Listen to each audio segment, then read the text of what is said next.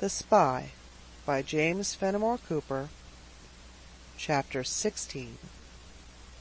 And let me the cannikin clink, clink, and let me the cannikin clink. A soldier's a man, a life's but a span, why then let a soldier drink. Othello. The position held by the corps of dragoons, we have already said, was a favorite place of halting with their commander. A cluster of some half-dozen small and dilapidated buildings formed what, from the circumstance of two roads intersecting each other at right angles, was called the village of the Four Corners. As usual, one of the most imposing of these edifices had been termed, in the language of the day, a house of entertainment for man and beast. On a rough board suspended from the gallows-looking post that had supported the ancient sign was, however, written in red chalk, Elizabeth Flanagan, her hotel, an ebullition of the wit of some of the idle wags of the corps. The matron, whose name had thus been exalted to an office of such unexpected dignity, ordinarily discharged the duties of a female sutler, washerwoman, and, to use the language of Katie Haynes, petticoat doctor to the troops. She was the widow of a soldier who had been killed in the service, and who, like herself, was a native of a distant land, and had early tried his fortune in the colonies of North America. She had constantly migrated with the troops, and it was seldom that they became stationary for 2 days at a time but the little cart of the bustling woman was seen driving into the encampment loaded with such articles as she conceived would make her presence most welcome. With a celerity that seemed almost supernatural, Betty took up her ground and commenced her occupation. Sometimes the cart itself was her shop. At others, the soldiers made her a rude shelter of such materials as offered, but on the present occasion she had seized on a vacant building, and, by dint of stuffing the dirty breeches and half-dried linen of the troopers into the broken windows to exclude the cold, which had now become severe, she formed what she herself had pronounced to be most elegant lodgings. The men were quartered in the adjacent barns, and the officers collected in the Hotel Flanagan, as they facetiously called headquarters. Betty was well known to every trooper in the corps, could call each by his Christian or nickname, as best suited her fancy, and, although absolutely intolerable to all whom habit had not made familiar with her virtues, was a general favorite with these partisan warriors. Her faults were a trifling love of liquor, excessive filthiness, and a total disregard of all the decencies of language. Her virtues, an unbounded love for her adopted country, a perfect honesty when dealing on certain known principles with soldiery, and great good nature. Added to these, Betty had the merit of being the inventor of that beverage which is so well known at the present hour to all the patriots who make a winter's march between the commercial and political capitals of this great state, and which is distinguished by the name of cocktail.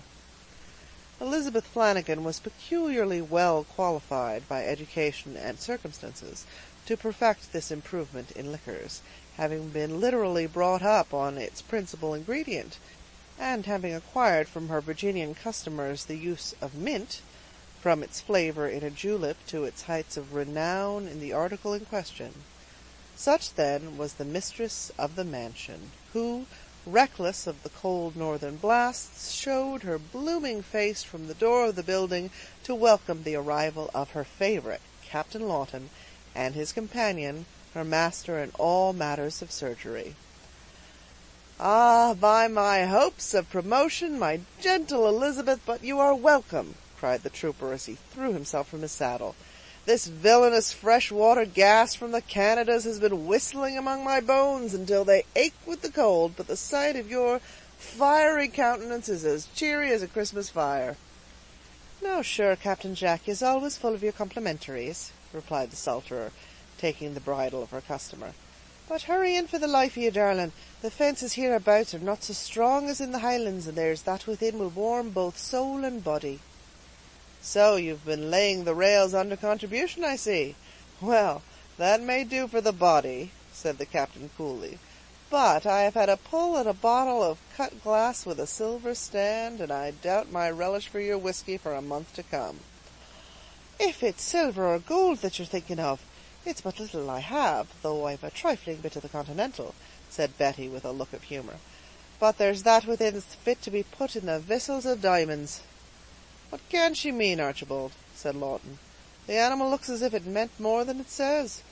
"'Tis probably a wandering of the reasoning powers created by the frequency of intoxicating draughts," observed the surgeon, as he deliberately threw his left leg over the pommel of the saddle, and slid down on the right side of his horse. "Faith, my dear jewel of a doctor, but it was this side I was expecting you. The whole corps come down on this side but yourself," said Betty, winking at the trooper. "But I've been feeding the wounded in your absence with the fat of the land." "Barbarous stupidity!" cried the panic-stricken physician. "To feed men labouring under the excitement of fever with powerful nutriment! Woman, you're enough to defeat the skill of Hippocrates." "Pooh!" said Betty, with infinite composure. "What a botheration you make about a little whiskey! There was but a gallon betwixt a good dozen of them, and I gave it to the boys to make them sleep easy. Sure, just as slumbering drops." Lawton and his companion now entered the building, and the first objects which met their eyes explained the hidden meaning of Betty's comfortable declaration. A long table, made of boards torn from the side of an outbuilding, was stretched through the middle of the largest apartment, or the bar-room, and on it was a very scanty display of crockery-ware. The steams of cookery arose from an adjoining kitchen, but the principal attraction was in a demijohn of fair proportions, which had been ostentatiously placed on high by Betty as the object most worthy of notice. Lawton soon learned that it was teeming with the real amber-colored juice of the grape, and had been sent from the Locusts as an offering to Major Dunwoodie from his friend Captain Wharton of the Royal Army. "And a royal gift it is," said the grinning subaltern who made the explanation. "The Major gives us an entertainment in honour of our victory, and you see the principal expense is borne as it should be by the enemy. Zounds, I'm thinking that after we have primed with such stuff, we could charge through Sir Henry's headquarters and carry off the knight himself." The captain of dragoons was in no manner displeased at the prospect of terminating so pleasantly a day that had been so agreeably commenced. He was soon surrounded by his comrades, who made many eager inquiries concerning his adventures, while the surgeon proceeded, with certain quakings of the heart, to examine into the state of his wounded. Enormous fires were snapping in the chimneys of the house, superseding the necessity of candles by the bright light which was thrown from the blazing piles. The group within were all young men and tried soldiers. In number they were rather more than a dozen, and their manners and conversation were a strange mixture of the bluntness of the partisan with the manners of gentlemen. Their dresses were neat, though plain, and a never-failing topic amongst them was the performance and quality of their horses. Some were endeavouring to sleep on the benches which lined the walls, some were walking the apartments, and others were seated in earnest discussion on subjects connected with the business of their lives. Occasionally, as the door of the kitchen opened, the hissing sounds of the frying pans and the inviting savour of the food created a stagnation in all other employments. Even the sleepers, at such moments, would open their eyes and raise their heads to reconnoitre the state of the preparations. All this time Dunwoodie sat by himself, gazing at the fire, and lost in reflections which none of his officers presumed to disturb. He had made earnest inquiries of Sitgreaves after the condition of Singleton, during which a profound and respectful silence was maintained in the room, but as soon as he had ended and resumed his seat, the usual ease and freedom prevailed. The arrangement of the table was a matter of but little concern to Mrs. Flanagan, and Caesar would have been sadly scandalized at witnessing the informality with which various dishes, each bearing a wonderful resemblance to the others, were placed before so many gentlemen of consideration. In taking their places at the board, the strictest attention was paid to precedency, for, notwithstanding the freedom of manners which prevailed in the corps, the points of military etiquette were at all times observed, with something approaching to religious veneration. Most of the guests had been fasting too long to be in any degree fastidious in their appetites, but the case was different with Captain Lawton. He felt an unaccountable loathing at the exhibition of Betty's food, and could not refrain from making a few passing comments on the condition of the knives and the clouded aspects of the plates. The good nature and the personal affection of Betty for the offender restrained her for some time from answering his innuendos, until Lawton, having ventured to admit a piece of the black meat into his mouth, inquired, with the affectation of a spoiled child, "What kind of animal might this have been when living, Mrs. Flanagan?" "Sure, captain, wasn't it the old cow?" replied the sutler, with a warmth that proceeded partly from dissatisfaction at the complaints of her favourite, and partly from grief at the loss of the deceased. "What!" roared the trooper, stopping short as he was about to swallow his morsel. "Ancient Jenny? The devil!" cried another, dropping his knife and fork.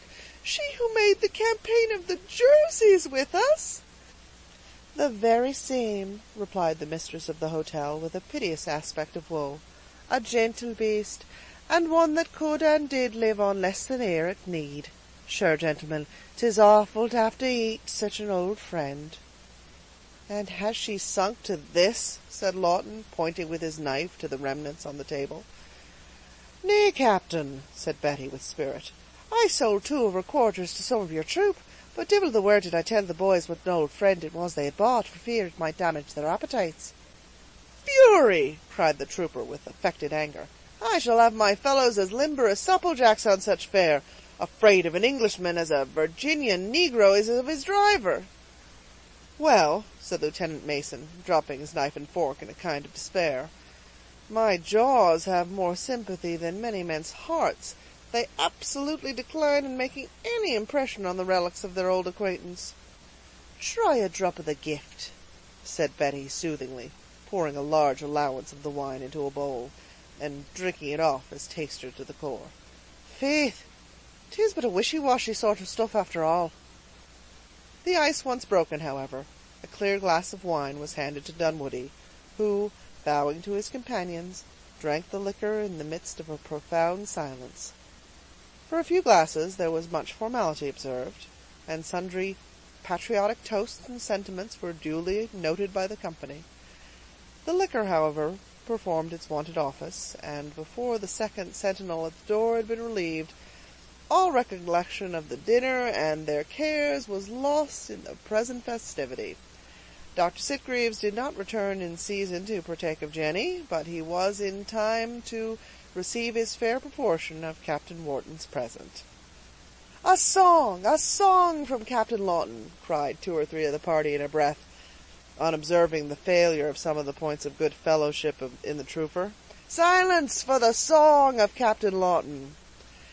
"Gentlemen," returned Lawton, his dark eyes swimming with the bumpers he had finished, though his head was as impenetrable as a post, "I am not much of a nightingale, but under the favor of your good wishes I consent to comply with the demand."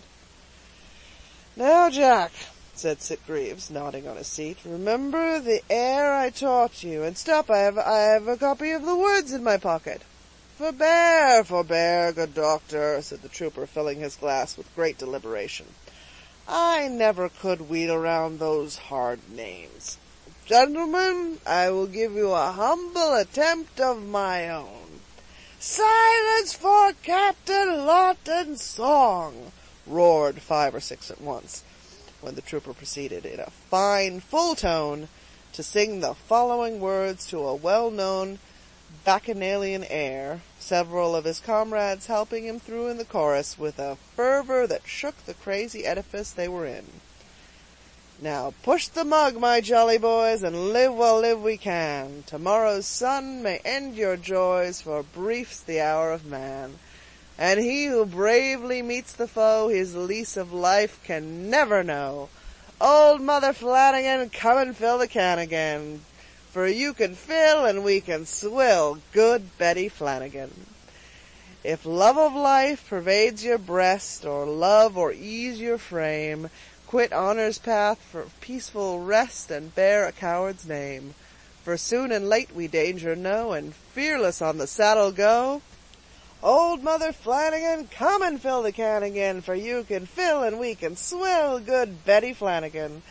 When foreign foes invade the land, and wives and sweethearts call, in freedom's cause we'll bravely stand, or will as bravely fall. In this fair home the fates have given, we'll live as lords or live in heaven. Old Mother Flanagan, come and fill the can again, for you can fill and we can swill. Good Betty Flanagan. At each appeal made to herself by the united voices of the choir, Betty invariably advanced and complied literally with the request contained in the chorus, to the infinite delight of the singers, and with no small participation in the satisfaction on her account. The hostess was provided with a beverage more suited to the high seasoning to which she had accustomed her palate than the tasteless present of Captain Wharton, by which means Betty had managed with tolerable facility to keep an even pace with the exhilaration of her guests. The applause received by Captain Lawton was general, with the exception of the surgeon, who rose from the bench during the first chorus and paced the floor in a flow of classical indignation. The bravos and bravissimos drowned all other noises for a short time, but as they gradually ceased, the doctor turned to the musician and exclaimed with heat, "Captain Lawton, I marvel that a gentleman and a gallant officer can find no other subject for his muse in these times of trial than in such beastly invocations to that notorious follower of the camp, the filthy Elizabeth Flanagan. Methinks the goddess of liberty could furnish a more noble inspiration, and the sufferings of your country a more befitting theme." "Heedy!" shouted the hostess, advancing towards him in a threatening attitude. "And who is it that calls me filthy? Master Squirt! Master Popgun!" "Peace!"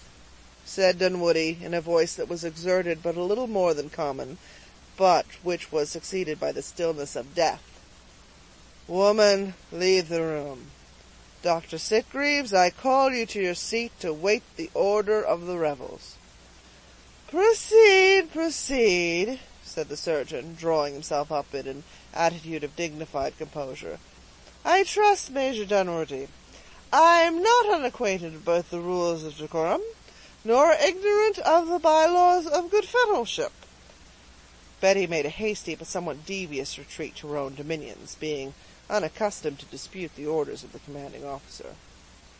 "Major Dunwoodie will honor us with a sentimental song," said Lawton, bowing to his leader, with the collected manner he so well knew how to assume.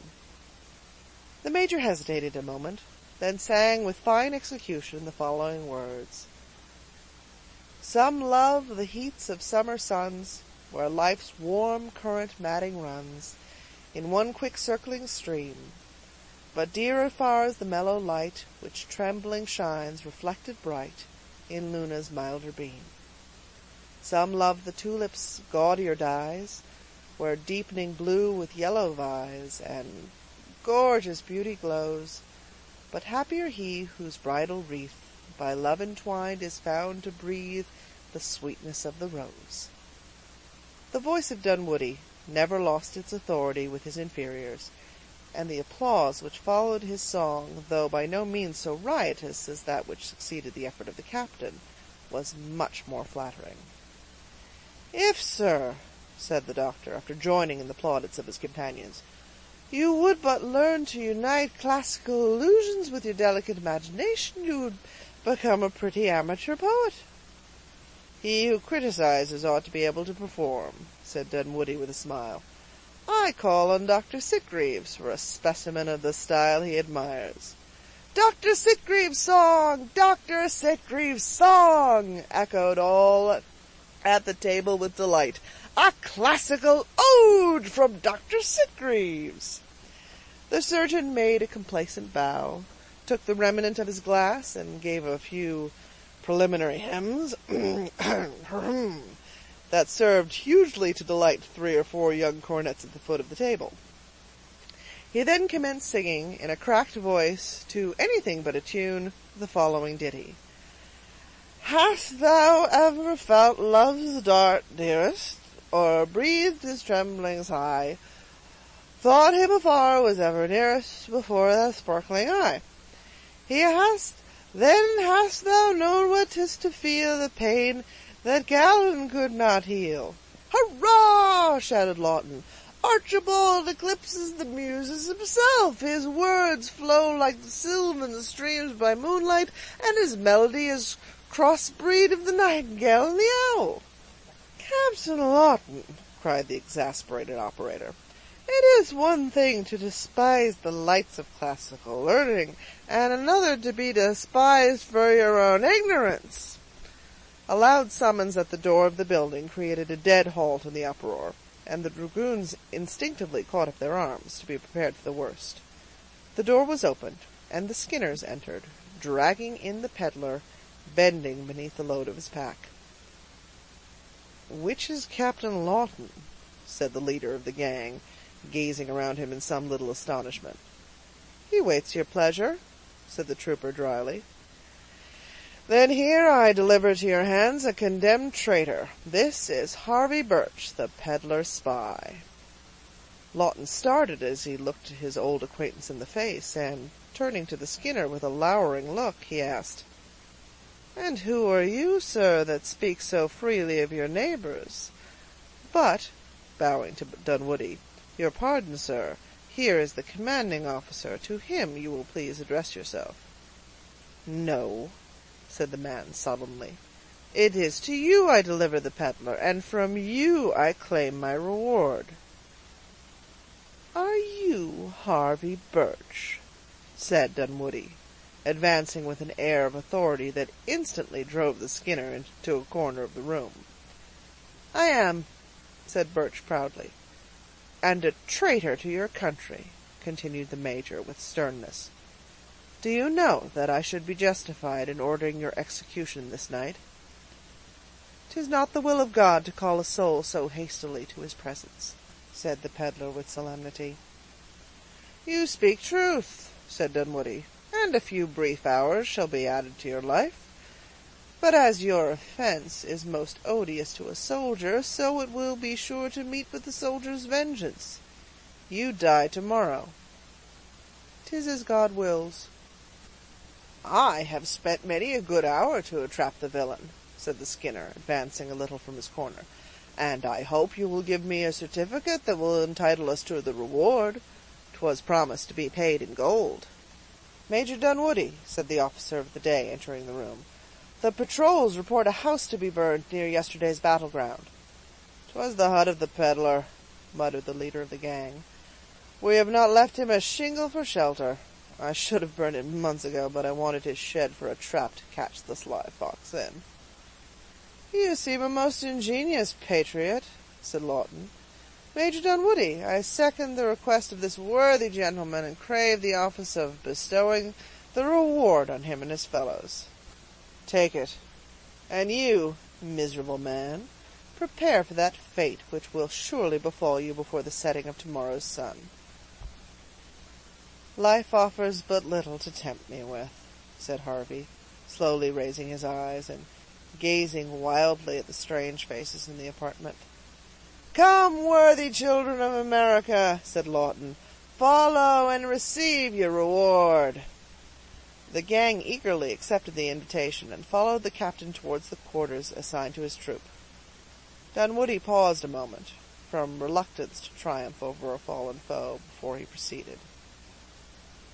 "You have already been tried, Harvey Birch, and the truth has proved you to be an enemy too dangerous to the liberties of America to be suffered to live." "The truth!" echoed the peddler, starting, and raising himself in a manner that disregarded the weight of his pack. "Aye, the truth. You are charged with loitering near the Continental Army to gain intelligence of its movements, and by communicating them to the enemy, to enable him to frustrate the intentions of Washington." "Will Washington say so, think you?" "Doubtless he would. Even the justice of Washington condemns you." "No, no, no!" cried the peddler, in a voice and with a manner that startled Dunwoodie. "Washington can see beyond the hollow views of pretended patriots. Has he not risked his all on the cast of a die? If a gallows is ready for me, was there not one for him also? No, no, no, no! Washington would never say lead him to a gallows. Have you anything, wretched man, to urge to the commander-in-chief why you should not die?" said the Major, recovering from the surprise created by the manner of the other. Birch trembled, for violent emotions were contending in his bosom. His face assumed the ghastly paleness of death, and his hand drew a box of tin from the folds of his shirt.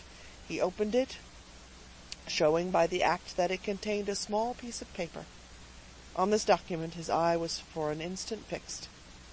He had already held it towards Dunwoodie, when suddenly withdrawing his hand, he exclaimed, "No! It dies with me.